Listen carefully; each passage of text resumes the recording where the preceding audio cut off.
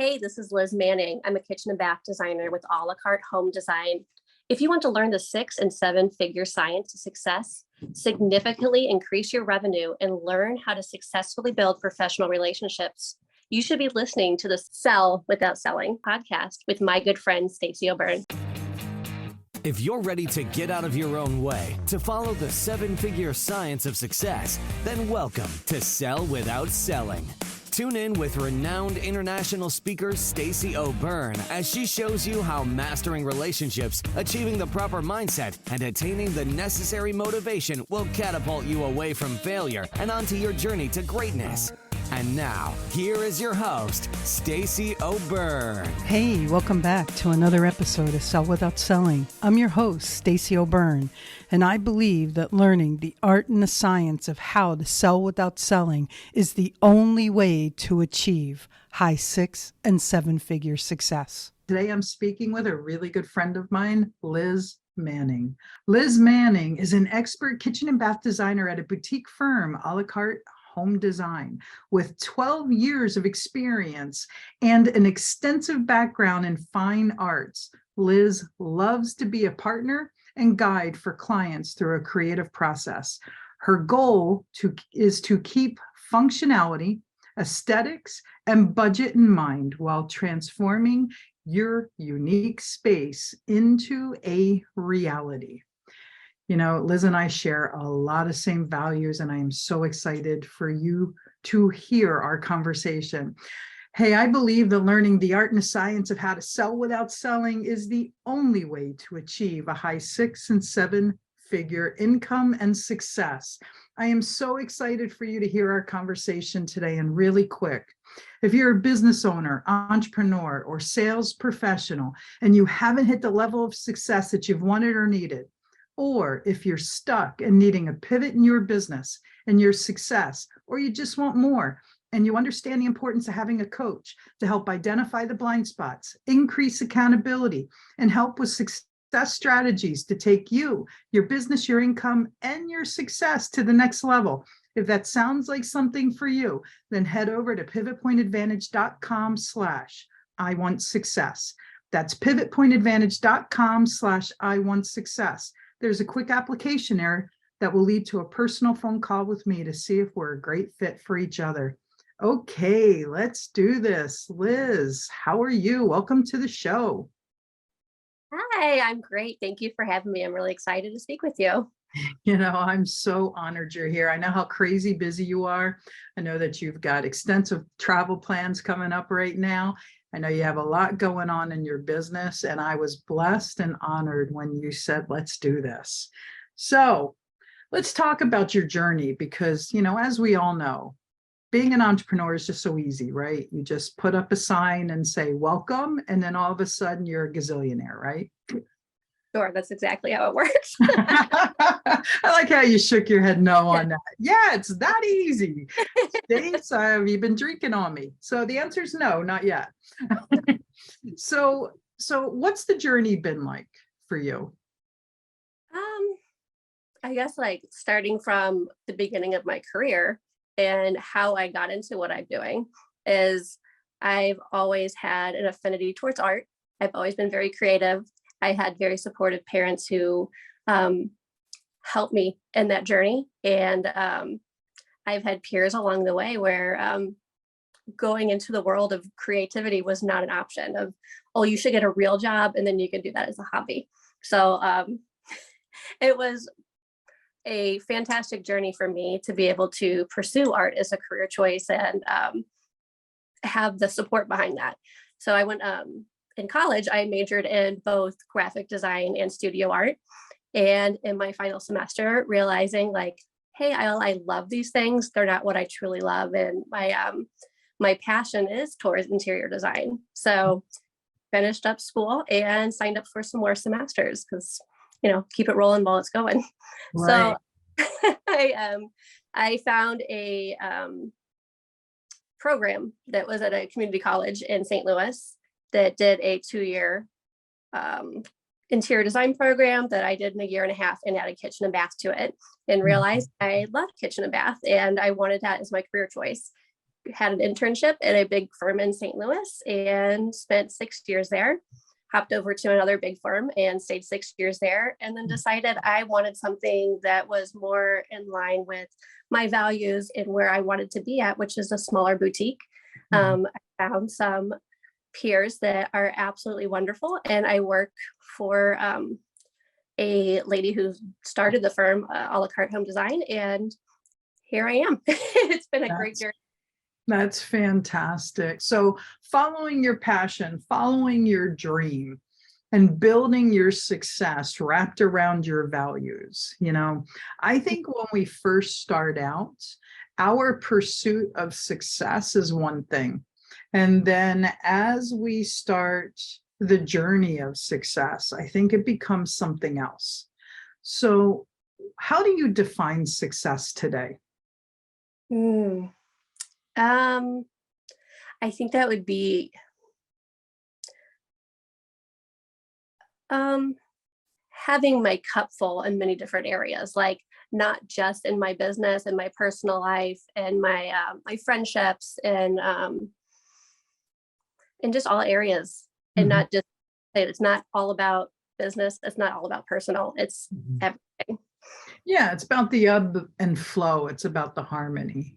So many entrepreneurs, business owners, sales professionals, and just executive professionals, they look for that balance, right?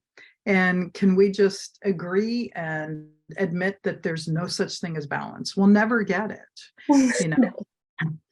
However, if we strive for that work-life harmony and we look for areas in our life that we're just existing, and we can kind of tune it up, ratchet it up, and allow ourselves to really thrive, right? And then we look for thriving in every area and find that harmony in it. Life gets a little exciting, right? Definitely. Yes. I think so many people for so long pursue the power of the almighty dollar. And when they get it, they realize that they're still not happy. And I think it's really finding the happiness in the journey that makes finding the money effortless, and then finding the harmony effortless as well. Sure. So what inspires you? In different areas, first, like my family definitely inspires me to want to be the best person I can be. And then always wanting to be not only better for myself, but just wanting more. How can I make something more? Like when I'm working with the client, how can we make your design better for you? What can help you make this click? What can I do to make it better? So many people focus on the contract, the outcome, as opposed to the fluidity and the journey with the client. You keep bringing up, even in your bio, you brought up how it's about them, right? How can you, or how do you, because I know how I can, how do you keep your design fluid, within budget, meet the profitability, and still keep it all about the client? I think there has to be a lot of honesty up front, because it is a back and forth. And if I'm not being honest and truthful, why would someone want to be honest and truthful with me? So the first is wanting to know what that budget is. And I feel it all the time that makes someone want to pump the brakes when we come in saying, hey, how much are you wanting to invest into your home? What they're hearing, if there's not truth coming from me, is, well, how much money do you want me to spend? How much money are you trying to take from me? And that's not about. It's about, if you're putting a value into your home, there has to be a number to that, so that I guide you to get you the correct product and prices, and find you the correct installers to fit that budget. So there has to be just that integrity and honesty to be able to have those open conversations. And keep us having the equal partnership. I love that you brought that up. Let's go down a rabbit hole for a second. Okay. So, it doesn't matter what you do. It doesn't matter if you're a business owner. It doesn't matter if you're an entrepreneur. It doesn't matter if you're in sales. It doesn't matter if you're a business owner. We all have, as any one of those providers, we all have needs, wants, and desires. We as a service provider, a solution provider, we need money, right? We need money. We've got to be transactional. We've got to be profitable. There's got to be that fluid exchange between us and the future prospective client.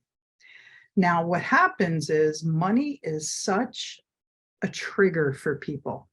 Money is such, I'm going to go as far out and say it's this ugly entity for some people. It's either because they lacked it growing up, or they lack it now, or the relationship that existed for them growing up or today was money made people fight. Because one of the number one things couples fight about is money, right? Money has taken this thing in society to where people covet it. People look at it as something more than what it really is. And because of it, it's got this whole dichotomy, this whole set of triggers attached to it. So when we're a solution provider, when we're a salesperson, when we're a business owner, when we're a service provider, we're leading with something that is so sensitive, both for ourselves potentially and for the recipient of the conversation that we're embarking on.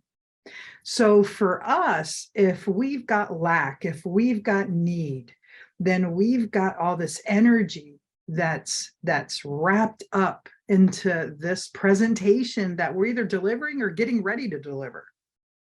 And if we lack that integrity, that honesty, that clearness, if we didn't do the inner work, the way that we're getting ready to deliver that atom bomb and the way that atom bomb will explode could then determine what happens next, right?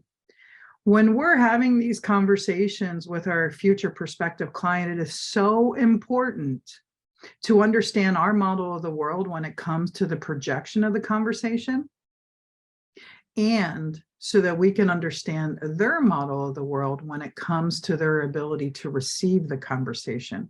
And I love how you lead with honesty, because so many people think that buy-selling counter is about the seller showing up, what can I take from them? And the buyer showing up, what can I hide from them? I remember growing up in sales being told, buyers are liars. I remember growing up as a buyer, because I started as a buyer before I ever became a salesperson. And I remember my purchasing manager sitting me down when I was a junior buyer and saying, do you know how you can tell when a salesperson is lying to you? And I turned around and said, no, how? And they said their lips are moving. So that was my first indoctrination into buying. And then when I was being trained as a salesperson, my sales manager sat me down and said, do you know how a buyer's lying? And I was like, oh, let me guess. Their lips are moving. And they're like, yeah, how did you know? And I said, because I've heard that somewhere. And they said, yeah, all buyers are liars. When that relationship stems from this foundation, what do you think happens? It's why I love that you said you start with honesty. So going into these, because you and I have really gotten to know each other a lot over the past year, right? And you lead with your heart, right? You lead with your heart, and you lead with transparency.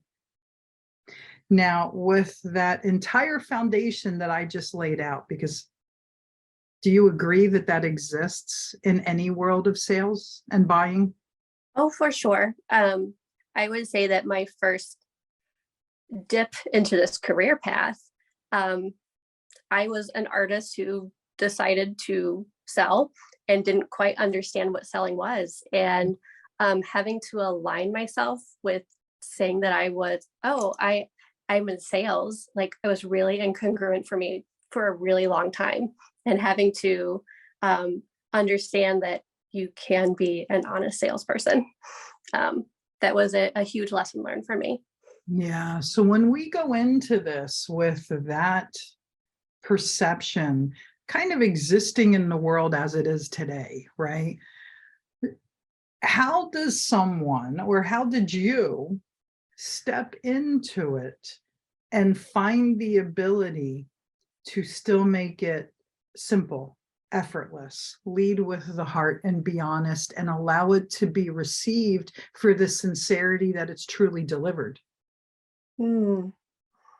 I think one of the first things I was looking for, like a mentor, that finding someone that I aligned myself with, and it was different coworkers I had through my first job, and listening to their stories and how they worked with clients, and then you model that type of behavior, but in a way that works for you. Mhm. That that I if I do what feels natural, which is leading with transparency, leading with kindness, leading with my heart, that it's going to be effortless for me and is going to create the connections. And, there's the clients that you work amazingly well with. And then there's the people that it's just a little bit harder. And if you lead with kindness, I feel like things just fall into place. Absolutely. So I want to back up on something that you said, because you kind of kicked dirt on a subject that's huge for people. And that is, when you kind of stepped into being in sales, it wasn't easy for you, right? Because you're this visionary, you're this designer, you're this artsy person, right? And reality is, first and foremost, we get to sell ourselves, right? Second, we get to sell our vision, our service, our solution, our product. And in your case, a vision that a homeowner may or may not see, right? And then third, we have to sell the contract. We get to sell the contract, right? For someone, most people, most entrepreneurs, business owners, sales professionals don't ever see themselves as a salesperson. As a matter of fact, they do the reverse. I'm not good at sales. I'm not a salesperson. I mean, I see that in people like you all day long. How do you work through that? How do you overcome that? Because let's face it, you have three things to sell: yourself, Yes, your vision, and a contract. that's true. Um, I think like through the process of like understanding what a salesperson was, because we were talking about earlier about this idea of Mhm. it, you come in with lies, realizing that one, that's not true. One, I didn't have to be that way. I could be who I am, and of course, how can I not sell? How can I not be congruent if I didn't sell who I actually was? Right. But then realizing that everyone's having to sell something, like no matter what line of business you're in, you are selling something. And so that just made it feel more grounded for me. And just, I guess that was my understanding stepping into the world of just like big kid jobs for the first time. Right. That's fantastic. So let's, I love bringing up the F-bomb on my podcast, and it's not what most people think it is. It's the conversation about failure, right? I I wholeheartedly believe that I am a culmination of every lesson I've learned from things that didn't work out in my life, right? How has failure helped you and hurt you in your career? The best times that I can make a step forward and move and grow and step up on that ladder is when I have failed something, because I've learned a lesson through it. Mhm. And learned, oh, I shouldn't do it this way. This is the better way for me, how to work with someone, or how to say the right thing to connect with someone better. So I've learned to accept those times. There's times where you kind of like, maybe you lose a contract or something doesn't go as planned, and you kind of, lick your wounds for a minute and then go, okay, what did I learn for this? How can I grow? How can I be better? In ways that it's hurt me. Maybe I've sat back too long and like let something linger for too long. It didn't feel like I learned something through it. Yeah, I'm going through a redesign at home. I'm going to lovingly say it's a small one right now. It's a small one because our house isn't a construction zone, right? It's just our backyard. We're having a pool put in, and it's not a major project. It's about $150,000. So there's a little emotion in it, and every step through this process, it's a custom pool, right? Every step through this process has been good and bad. And what I mean by that is, the company that's doing this is a high-end company. They have a huge reputation. However, the salesperson, who just so happened to be the sales manager, made a lot of idle promises and never followed through with them. And then tried to spin it on us to make himself a victim. Well, look at everything I did. Well, we're not talking about what you did, because what you did, you were paid to do. What we're talking about is what you didn't do, that you said you were going to do, that we paid you to do, that you're not doing. So you can attempt to spin this all you want. You're not going to get away with it. I'm a linguistics master, so good luck with it. So they have navigated things so that one of the biggest things, and I'll be completely transparent with it, was we signed the contract in April, and it took them till July to get permits. Well, from April to July, a lot happened in the supply chain. A lot of costs went up, interest rates for them changed. A lot of things happened, and it happened to the bad for them. However, we were in a contract. And instead of coming back and saying we're eating our shorts in this, they started trying to cut corners. Well, you're not going to cut corners on something that's custom, right? And they attempted to anyway. And then they come back, and whenever we call them on it, they attempt to, I'll lovingly say, lie about it. And then, this is how business people, this is how salespeople can choose to show up, right? So their most recent lie was they didn't finish tiling. So they didn't wrap tile around the entire fountain. So we've got this walkway, and the back of the fountain doesn't have tile on it. It just has plaster. Well, to me, being a very visual processor, this looks unfinished. Their response was, well, we do this all the time. We can share with you 50 testimonials of people we've did this with that are happy. And I said, well, my response to that was, the beautiful thing about custom is it allows me to not care what those other 50 people said, right? This is a custom pool. This was never discussed with us. And it's literally like 15 minutes of work. I mean, the waterfall isn't that big. It's probably 4 foot by, I don't know, maybe 8 feet. So you're not talking about that much tile. You're not talking about that much plaster. You're not talking about that much labor. But see, when you look at how they poured the deck, they short poured the deck all the way around and in bigger areas. Well, they're trying to save money now on materials. So I called them on that. And they're like, well, no, it's per design. And I said, no, it's not per design. It's not per blueprint. I told you in the beginning that I don't read blueprints. However, I can measure. Sure. I'm not trying to be difficult. All I'm asking for you to do is do what you say what you do, deliver what was paid for, delivered what was agreed on, and follow through.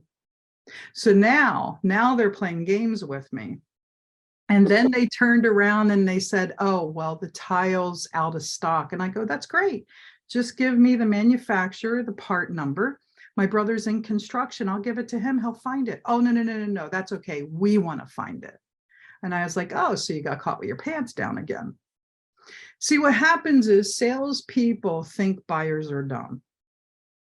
And if both sides of the equation would just give each other the respect deserved, transactions could happen so easily. But what happens is business people, entrepreneurs, sales professionals, they get caught.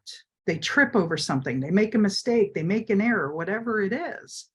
And then they try to backpedal and deflect, reflect, blame, make excuses, lie. And when people do this, it doesn't matter what your product is. It doesn't matter what your service is. It doesn't matter what your solution is.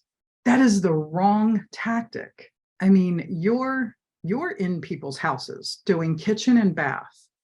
You are locking up their kitchen for a month, so they have to eat out, which is going to make people cranky anyway, right? You're in their bathroom for a month, and now a family of 4 or 5 has to share a bathroom. That's going to make them cranky anyway, right? Yes. And this is where your knowledge, your expertise, your strategy, your honesty, your transparency is most important. Because for one, you're in people's bank accounts, you're in their homes, they're inconvenienced, and they're emotional. So anytime something goes wrong, how you handle it is going to dictate what happens next. For sure. So that entire Reader's Digest condensed version of what I shared with you, as a professional who's somewhat in that industry, backyard, in the house, doesn't matter. It's still someone's home. What's your professional opinion of that process, and how could it have been handled so that both sides were happy? I think, especially in these last 2 years, it's been no secret that things have had crazy long lead times, back orders, that things have been hard to get, and that just the process of an installer being able to put someone on their schedule. I don't do the installation side. I work with people who do. So it's something I see all the time. It's like, hey, I'm 12 months out. Like the beginning is so important. Right. So being able to tell someone like, hey, you're signing a contract for me. I anticipate it's going to be 6 months before I can even get your permit pulled. I don't know what that's going to do. I'm in the process of getting my driveway redone, and there's a clause on the contract that says that we can't get to you for 6 months, and there may be a price increase on material. I understand that because I work in the world. It's not fun to have to be like, well, how much more do you think it could possibly be? But having those open and honest conversations from the beginning, and then I think, like you said, being honest with, hey, we are underwater on this. We're not making money off of it. Having that conversation with you before it even started on how can we give you the best product, give you the best result, and for us as a business not to completely be a wash or paying you to have a new pool in your house.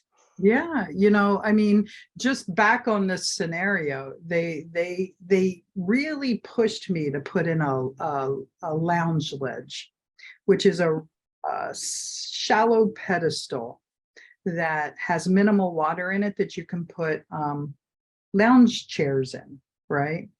And I didn't want it because it took up like a quarter of the width of a certain section of the pool, maybe a third of it. And he really, really, really pushed me to do it.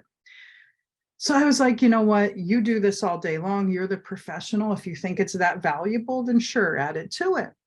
Well, when the and he really sold the fact that two of us would be there. We'd have a table in between us, sharing a Mai Tai or a cocktail, having a conversation, blah, blah, blah.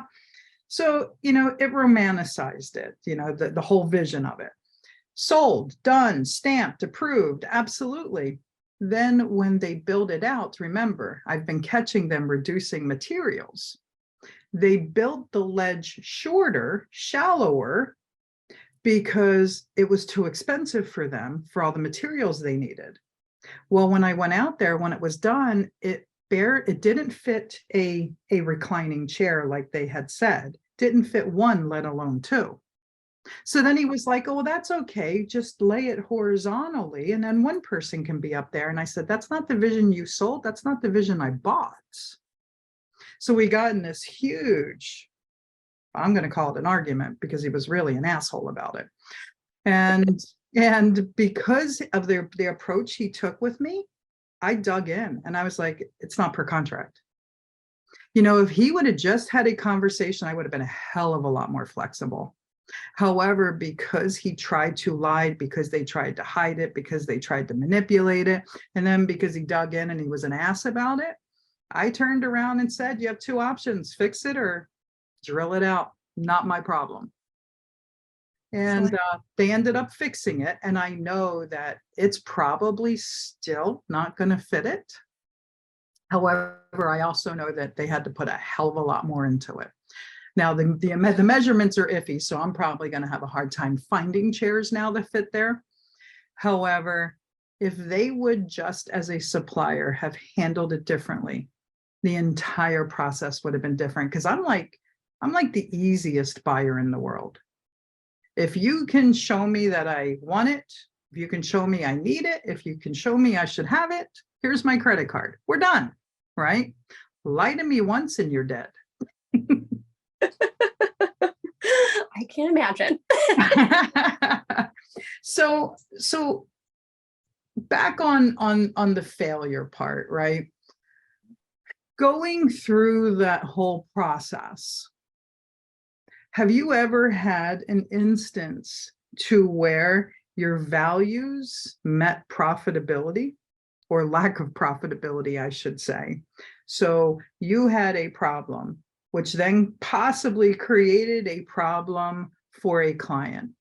Like, I can remember a time when I made a huge mistake. It's when I owned my printing company. I quoted something wrong because I moved the decimal point wrong. And we were it wasn't a small hit. It was a huge hit. Like, we're talking a 6-figure loss. And it was for a really large company, and absorbing this would have put us out of business. So I had to really tuck my tail between my butt and between my legs and sit down and look the director of procurement in the eyes, lay out my mistake, apologize, eat crow, and be prepared to walk away with no order and probably the harshest reputation bashing that they could have done to a lot of other people who could have impacted my business. And I remember sitting down with them and saying, I know of no easy way to say this. I made a huge mistake. I'm human. I moved a decimal point wrong. That decimal point created a $175,000 mistake. And there's no way I can deliver it because I'm delivering it. I had quoted it so low to begin with that this has become non-deliverable. And he laughed. And he said, I already knew that. I was just wondering if this conversation was ever going to happen and how you handled it. He goes, why do you think you got the order so fast? And I laughed and I said, because I'm cute, because I'm smart, because I have charisma. And he goes, no, because you were cheap. So we laughed and he goes, so tell me what we can do. That was the defining moment right then and there as to whether or not I was going to ever have them as a client again. And I looked him dead in the face and I said, as a business owner, I can't take a loss. I can't. There's no way. I can't even sell it to you as cost because you pay in 120 days. So if I sold it to you at cost, I'd be losing about 30% anyway. I said, what I can do is you and I can sit down, look at my costs, we'll negotiate a markup that's fair, knowing that I have to carry your money for 4 months. He looked at me, and when it was all said and done, we marked it up. He allowed me to do 17%, which was accessible and acceptable to me. And that relationship, that one conversation, yielded the company about $900,000 over the next 2 months. Wow. So it's really important to know when you mess up, own it. Right? So have you ever had anything like that happen with you? Nothing quite that large. I think it's more or less still products that were thousands of dollars, Mhm. that could come out of my commission. So then out of what I'm actually paid. So that Yep. does affect having to call a client and tell them something really wrong is really wrong. And is one of those like, oh, deep breath moments, make that phone call because you have to tell what's going on. I think one of the hardest ones was a countertop. So during the installation process, I wish a kitchen install was 4 weeks. It's probably more like 12. So most, someone's living at home with their family, young kids. It was during COVID, and your cabinets get put down, and then a countertop company comes in and takes a template over it. So Mhm. there's a period of time where you just have cabinets sitting there, and it takes about 2 weeks to fabricate this top, sometimes 3, sometimes 4 during COVID, during that really rush where so many people came in and wanted their kitchen done at the same time. And I shipped the wrong sink to the fabricator. The fabricator fabricated the top with the wrong sink, goes to install, and I get the call crying from the customer, this is not right. What are we going to do about it? Well, the top has to be recut. So I have to pay for all that. In the meantime, they can't do it overnight. It has to be put back in the lineup, and it takes another week. I have 4 kids at home, and what am I going to do? And Right. what you can do is really like, I sympathize with you. I'm so sorry. And I think just having that conversation and letting someone talk to you about it and being willing to listen and own up to the mistakes as well. Like I accidentally shipped the wrong sink. I'm so sorry. Yeah. I'm so Yeah. That's a really great point. I think we're human. We're going to make mistakes, right? And it's only a mistake if you don't learn from it, right? Yeah. It's only a mistake if you avoid addressing it. I mean, I know so many people that do the whole ostrich effect, just put their head in the sand and don't deal with it. And then they ignore it, and then it becomes a bigger problem, right? So let's shift gears a little bit. Mhm. We have a lot of new and up and coming business owners and sales professionals and entrepreneurs that listen to this podcast. We have people who are very entrenched. We have people with traction. We have an entire demographic. However, this particular question is really geared towards someone who's starting out. What one piece of advice can you give someone who's starting out? I think it would be finding a mentor or coach, someone who can really help give you guidance and advice and be that sounding board. Because there's questions and there's moments of, oh gosh, imposter syndrome or Yeah. to not feed into that, and having someone to kind of guide you through those points, and really networking and just meeting people and getting your name out there, and having the confidence behind that. That's something that I know for myself I'm really working on, and it's something that I would really recommend, having that solid foundation to believe in yourself, self-worth, self-love, and it all skyrockets from there.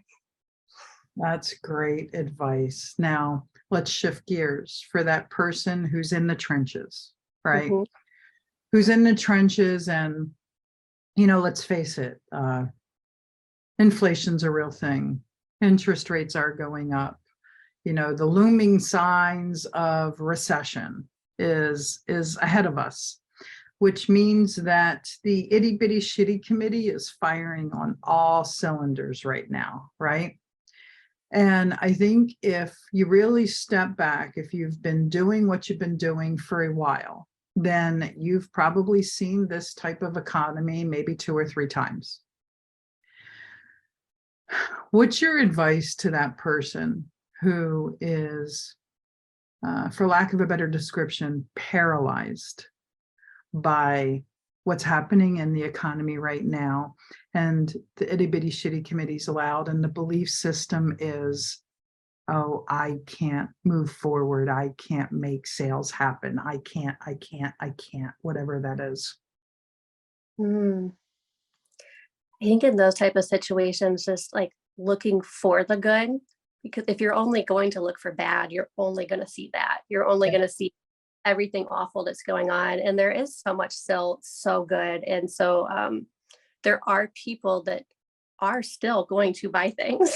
Yeah. It's finding that group of people, finding your level of confidence, and your like attracts like. So if you're going to be confident and you're going to like find what you need and be who you need to be, you're going to attract the right people that want what you're being able to sell.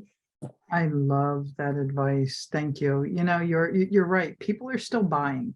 Money's still exchanging hands. Credit's still being obtained, right? It's not a matter of what am I going to do? It's a matter of what can I do differently? Sure. I think for the past decade, maybe not that long, maybe for the past, probably decade, $100 bills have been falling from the sky. It's been an order taker's environment. Reality is it's just shifting now to the order maker environment. People still have needs, wants, and desires. People are still living their life. It's about getting out of your head, getting into your heart. It's about realizing that maybe over the past 5-10 years, you've maybe gotten lazy in making shift happen, because shift's just been happening all around you, and you've been picking up pieces, and probably more pieces than what you ever had before, right? It's about really digging in and looking at your product, service, and solution, and looking at the needs, wants, and desires that it serves, and finding new ways for them to find you and you find them. And when that itty bitty shitty committee gets loud, it's about having conversations with it, because what's going on inside of you is going on inside of a lot of people. And, like Liz just said, shift your focus, because if you focus on what's wrong, you're going to find more of that. And if you can allow yourself to focus on what's right, you'll find more of that too, right? So Liz, welcome to the signature question of the show. And that is, what does selling without selling mean to you? I think for me, it means being authentic. I think my favorite word today has been honesty. So selling with honesty, it is being honest, because if you do what's on your heart, it's natural. Yeah. So selling without selling, at that point, you're naturally doing what you set out to do. I love that. Thank you for sharing that. So Liz, welcome to the random round. See, I believe that success leaves clues. So I like to ask our guest experts questions so that our listeners can go, you know what, I love that. I'd like to apply that to myself. So I've got 2 questions for you. Okay. First one is, what's your morning ritual look like? Well, I have 2 young children. So I have a 4-year-old and a 7-year-old. So Yeah. it's extracting whatever child had managed to get into my bed during the middle, or quietly extract myself so that I can have time to myself, because that's what I need. I need a cup of coffee and just quiet Yeah. to center myself. If it's either quiet meditation or just being, Mhm. which in itself is a meditation. Yeah. That is what I need in the morning to get me jump started before I start herding my children towards the door. Yeah. Mostly coffee. Got it. Got it. You know, I love that you have found the ability to harmonize your life and your business, because having 2 young kids, especially in today's environment, and having a successful career like you do, that's crazy mad juggling skills. I think the word crazy is the key word there. 'Cause that's Yeah. So my last random round question for you. I was going to ask you what your favorite word is and why. However, I'm not going to ask you because you've already answered that 3 times. So my next favorite word for you is, how do you decompress? How do you recharge? Ooh. That's something that I think I've rediscovered in myself in the last year, is that I enjoy reading so much. And it's something I almost like forgot how much I enjoyed doing. Mhm. And my sister started lending me books, and then I was going back to her bookshelf weekly for 3, 4, 5 more books. She's like, "Are you eating them? Like, what are you doing?" I just all kinds of fiction, nonfiction, personal development books, fun books, just reading. It's just been expanding my mind and recharging my batteries. I love that. I love that, Liz. I've really enjoyed our conversation today, and I really appreciate you coming on the show. Like I said, I know what your schedule's like, and I appreciate you allocating time for us. If our listeners want to find you, follow you, reach out to you, connect you, how can they do that? On Facebook and Instagram, it's at alacartehomedesign.com, or my personal email is liz@alacartehomedesign.com. That's fantastic. Thank you so much.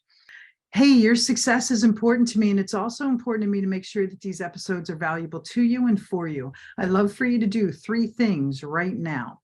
First, I'd love for you to head over to Facebook and join our Sell Without Selling community. Head over to Facebook, join our Sell Without Selling community. Second, jump over to Instagram, follow us at Pivot Point Advantage. Let's jump over to Instagram, follow us at Pivot Point Advantage.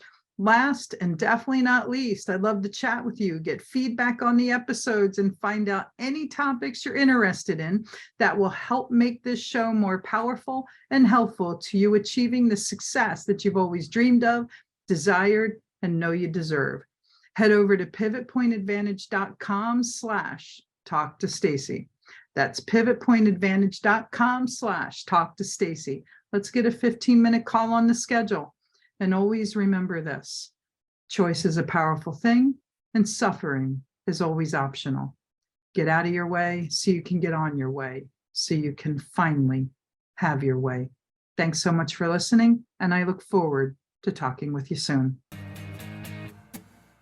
Whether it's mastering your mindset, communication, or success, we have more ways to keep you on your journey to greatness. Be sure to visit us at pivotpointadvantage.com for exclusive online training programs, success-specific courses, and more ways to connect to Stacey directly to help you achieve the financial success you've always desired, dreamed, and deserved. That's all available on pivotpointadvantage.com.